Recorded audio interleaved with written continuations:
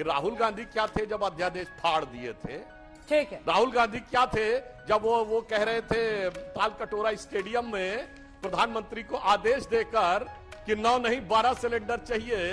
तो बताइए उस समय क्या थे। आपने एक सवाल पूछा, सुधांशु जी ने जवाब दिया, लेकिन आपने तो सवाल का जवाब ही नहीं दिया। तब राहुल गांधी क्या थे? आप प्रधानमंत्री, चुने हुए प्रधानमंत्री के नेतृत्व, उनके फैसलों पर सवाल खड़े कर रहे हैं। मगर मैं पूछना चाहता हूं राहुल गांधी क्या थे भाई जब संसद के सत्र में खड़े होकर वो भाषण देते थे और दोनों नेता प्रतिपक्ष पीछे खड़े रहते थे। बताइए, मुस्कुरा के जवाब दीजिए क्या थे। अबे जल्दी बोल, कल सुबह पनवेल निकलना है। कॉन्फ्रेंस बुला के राहुल गांधी ने फाड़ा था ना अध्यादेश मनमोहन सिंह जी का, तब वो क्या थे? उसका जवाब मैं दूंगी। पहले मुझे यह जवाब दे दें कि नड्डा जी किसके आदेश पर काम करते हैं, इस सरकार के सारे मंत्री किसके आदेश पर काम करते हैं। फाइनेंस मिनिस्टर जब टॉप इंडस्ट्रियलिस्ट से मिलती है तो ये क्यों कहती है मेरे बस में कुछ नहीं है, सामने साउथ ब्लॉक चले जाइए। सारे मंत्री ये क्यों कहते हैं भाई फाइल वहां से वापस आ जाने दीजिए। किसका आदेश चलता है? एक आदमी का। और उस एक आदमी का आदेश चलने का नतीजा है कि रुपया 83 के पार कर गया। वाह मोदी जी वाह। अबे साले, शुक्रिया, थैंक यू मोदी जी। रुपए को शतक लगाने वाले पहले प्रधानमंत्री आप बनिएगा। यह अलग बात है कि रुपया कमजोर नहीं हो रहा है, डॉलर मजबूत हो रहा है। आप सबसे खराब प्रधानमंत्री नहीं है, बाकी आपसे बेहतर थे। ऐसे ही बातें करती है निर्मला जी। देखिए अंजना जी, सबसे पहले तो भारतीय जनता पार्टी डिसाइड कर ले कि उनकी लाइन क्या है। पहले ये क्या कहते थे जब हमारी चुनावी प्रक्रिया शुरू हुई थी, अरे सब ढकोसला है, कोई चुनाव नहीं होगा, अंत में राहुल गांधी अध्यक्ष बन जाएंगे। फिर इन्होंने एक नया शुरू किया, राहुल गांधी सोनिया जी रहेंगी 2024 तक, कुछ नहीं होने वाला है, कांग्रेस में कुछ नहीं होने वाला है। फिर इन्होंने कहा कि ये ऑफिशियल कैंडिडेट आ गए, वो भी गलत। फिर ये कहते थे राहुल जी तो यात्रा करेंगे ही नहीं, 10 दिन बाद आ जाएंगे। अब इन बेचारों के पैरों के तले से जमीन खिसक गई है, क्योंकि लोग मिल रहे हैं, लोग बढ़ रहे हैं, जन सैलाब बढ़ रहा है। इन बेचारों को समझ में नहीं आ रहा है कि क्या करें, तो आन तान जो आ रहा है बोल रहे हैं। अच्छा है, और बोलिए। देश को दिखना चाहिए कि कैसे दुनिया का जो सबसे सशक्त लोकतंत्र कहा जाता है, दुनिया की जो अपने आप को सबसे बड़ी पॉलिटिकल पार्टी कहती है, और अब मैं बहुत पते की बात करने जा रही हूं। साले का खोपड़ी तोड़ साले का। भारतीय जनता पार्टी की असलियत खोलने जा रही हूं। गुजरात में एक औरत के घर के 14 लोगों की हत्या और गैंग रेप होता है। एक ऐसे बच्चे की हत्या कर दी जाती है जो 2 दिन पहले जन्मा था, उसका नाम तक नहीं था, सीबीआई रिकॉर्ड्स में उसका नाम अज्ञात शिशु रखा गया। 3 साल की बच्ची का सिर पटक के फोड़ दिया जाता है और प्रधानमंत्री के मुंह से एक शब्द नहीं निकलता है। देखिए, मैं इनके अंतिम वाक्य से शुरू इससे पहले जिसके कारण से हम लोग यहां हैं। अरे भाई, ये हमारे यहां के बारे में बड़ी जानकारी रखती हैं, अपनी पार्टी के बारे में जानकारी नहीं रखती हैं। हमारे बारे में फोटो दिखा रही, अपने जमाने में तो वीडियो है, पर्ची फाड़ फाड़ के फेंके दे रहे थे। भूल गई आप? आपके जमाने में तो कितना जबरदस्त लोकतंत्र था, जो मैं पहले भी बोल चुका हूं, फिर रिमाइंड कर दे रहा हूं। मनमोहन सिंह जी, प्रणब मुखर्जी जी की पुस्तक विमोचन के समय सोनिया जी की उपस्थिति में बोलते हैं कि जब मुझे प्रधानमंत्री बनने के लिए कहा गया तो मैं प्रणब दा के पास गया, मैंने कहा प्रणब दा आप मुझसे अधिक योग्य हैं, प्रणब दा आप सबसे अधिक योग्य हैं, मगर मैडम ने आदेश मुझे किया है। कितने लोकतांत्रिक तरीके से चुनाव हो रहा था। ये मैं आपके नेताओं की कहानी, आपके नेताओं की जुबानी बोल रहा हूं। मैं आपकी तरह ये क्लेम नहीं कर रहा हूं कि हमारा था। अब हम आपको एक भी बात बताते हैं। जहां तक इसकी बात है, 137 साल में कहा गया कि चौथी बार चुनाव हुआ। वैसे एक बात बताएं अंजना जी, जब जब चुनाव होता है तब तक वो बिखराव होता है। हाँ, आप जो वीडियो दिखा रही, मैं उसका भी जवाब देता हूं।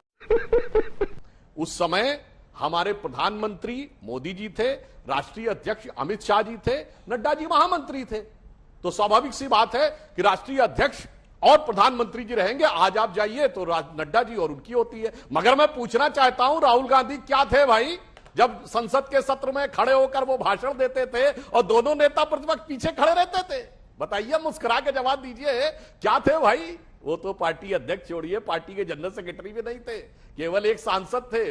और अभी तो रुको, क्लाइमैक्स अभी बाकी। ये वो यात्रा कर रहे थे अभी, और देखा था खड़गे जी पीछे खड़े होके, अभी तथा कथित भारत जोड़ो यात्रा में खड़गे जी पीछे खड़े होके बोलते थे और ये आगे बैठे थे। उस समय भी खड़गे जी नेता प्रतिपक्ष राज्यसभा थे और ये थे। इसलिए हमें पता है, देखिए क्या है, खड़गे आप जी तो वो ललकार पार्टी रहे है हैं। जिसमें सुधांशु जी, 137 साल में कोई 20 साल बताइए।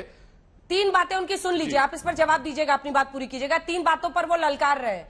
वो कह रहे हैं अगर चाय वाले हैं तो मैं मजदूर का बेटा हूं, बेरोजगारी सबसे बड़ा मुद्दा, नफरत की राजनीति सबसे बड़ा मुद्दा। मल्लिकार्जुन खड़गे, अरे हॉरिजॉन्टल कर लीजिए तो ठीक से हाँ, दिखेगा। वो भी मैं उसका भी जवाब देता हूं। देखिए सुप्रिया जी, हॉरिजॉन्टल कीजिए। देखिए मल्लिकार्जुन, अरे बिल्कुल ठीक से देखिए अंजना जी, मल्लिकार्जुन खड़गे जी अध्यक्ष बनने के बाद पढ़ रहे थे अपना बयान, पढ़ रहे थे लिखा हुआ बयान। अब वो किसने लिखा था ये भी जरा अनुसंधान कर देना चाहिए कि राष्ट्रीय अध्यक्ष जो इतना सीनियर आपके हिसाब से किसने लिखा नेता, होगा? प्रतिपक्ष, लोकसभा, इतनी बार का सांसद और इतना वरिष्ठ। अच्छा, आपके हिसाब से किसने नहीं, लिखा अब ये होगा? हम कब कह रहे हैं? हमें तो आप इनकी तरह तो नहीं कांग्रेस में दावा सबके करता बारे में ना। कहते हैं कि वो इनकी लिखा हुआ पार्टी में पढ़ते हमको हैं। सब कुछ पता है। अरे सुधांशु जी, आप तो कहते हैं कि कांग्रेस पार्टी में सब सोनिया जी हो, राहुल हो, नहीं, सब हम आप तो कहते ये- हैं कि लिखा हुआ पढ़ते हैं। नहीं तो किसने मैं तो लिखा कह रहा होगा? हूं ना, अब तो ये साबित हो गया ना। देखिए मल्लिकार्जुन खड़गे जी को मैंने राज्यसभा में देखा है, वो लिखा हुआ नहीं पढ़ते हैं। अब क्या करें, अब जब से अध्यक्ष बने, राहु काल का प्रभाव आया, तो अब तो कोई लिख के देगा, वही पढ़ना पड़ेगा। वही जो मनमोहन सिंह जी का मैंने सेंटेंस याद दिलाया था। इसलिए मैं कहता हूं, कहां सम्मान, आत्मसम्मान रियल में किसका होता है? याद करिए जब अधीर रंजन चौधरी जी के बयान को इन्होंने यह कह दिया था, ये तो इनका निजी बयान है। इसलिए अब हम ये नहीं कहना चाहते, ये लोग बहुत अच्छी बात इन्होंने कही कि इसी कारण से हम लोग यहां पहुंचे हैं। बिल्कुल आप पहुंचे, आपने कहा उत्तर प्रदेश से आई हैं सुप्रिया जी। उत्तर प्रदेश में आज कितनी विधानसभाएं हैं? एक आपके पास। मुझे याद है बचपन में मैंने कांग्रेस के एक वरिष्ठ नेता ने मुझे बताया था कि 1984-85 में जब क्या होता था, वो सिंबल बाद में दिया जाता था ना, तो एनडी तिवारी जी ने कुछ एक सिंबल दे दिए थे बगैर राजीव गांधी जी के अप्रूवल के, 3-4। तो उन्होंने कहा था जाने दो 3-4 सीटें, कोई बात नहीं, चलता है। आज 3-4 सीटें यूं छोड़ देने वालों के हाथ में एक सीट रह गई। यानी आज तो उतनी भी मैं नहीं है मैं खाने में, जितनी कि हम छोड़ दिया करते थे पैमाने में। वंस मोर लेकिन यह के देखिए बाद ना गर्व क्या से दिखा कहा रही जा रहा है, है। इसी कारण हम इस स्थिति में आए हैं। सुधांशु मैं जी, बिल्कुल दिखाइए, सही उसका कह रहा हूं जवाब कि इसी दीजिए, कारण तो से आप वीडियो इस फोटो स्थिति में दिखाते आए रहेंगे। हैं। इस पे आपको विचार करना चाहिए। वीडियो फोटो चलता रहेगा, एक बार इस पर जवाब दीजिए। अरे मैंने जवाब तो दे दिया उस सब, भाई मैंने तो जवाब दे दिया कि उस समय नड्डा जी जनरल सेक्रेटरी थे, अमित शाह जी अध्यक्ष थे और मोदी जी प्रधानमंत्री थे। मैं पूछना चाहता हूं कि जब इस, और हमारे हाथ देख लीजिए, आपको जितने पार्टी के पोस्टर नजर आएंगे, पार्टी ऑफिस में जाइए, नड्डा जी और मोदी जी का फोटो, राष्ट्रीय अध्यक्ष और प्रधानमंत्री। मगर बताइए तो कि राहुल गांधी क्या थे जब अध्यादेश फाड़ दिए थे?